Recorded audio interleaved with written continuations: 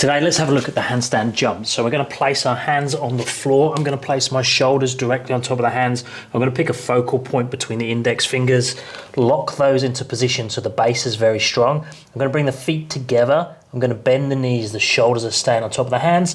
I jump hips on top of shoulders, feet on top of hips, and then I balance the handstand. It's as simple as that.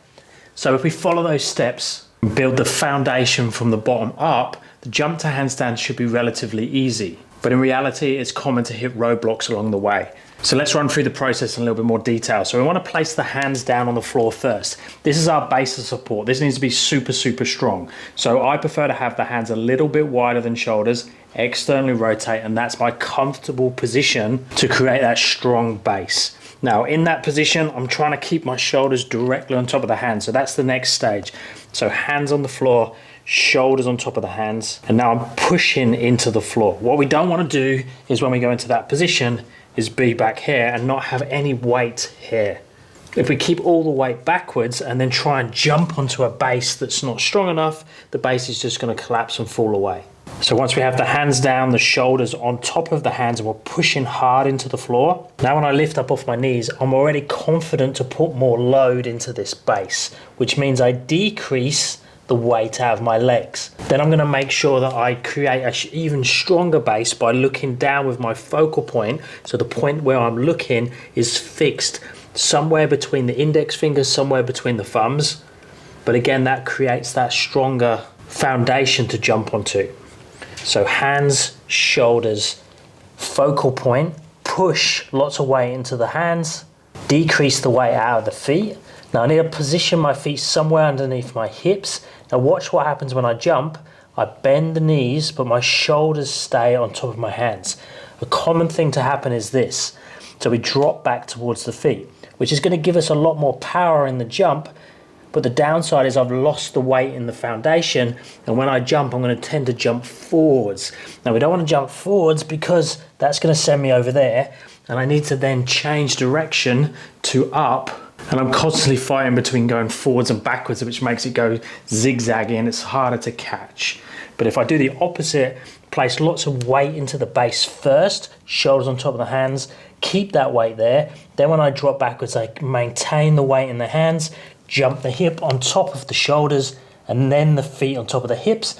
It's easier to slowly stack everything on top of the foundation instead of jumping from the back to the front. Now another common block we run into is confidence. So we can set up this great foundation and be ready to jump, but if our safety switch in our body says don't do that, we could do this instead. So our body is stopping us commit to jumping up and over because it's keeping us safe. And that's really common for adults when they're learning handstands. It doesn't matter how much we want to kick up to the wall or jump to the wall, our body stops us from doing it. So we need to build confidence there and slowly show the body that we're safe to do it.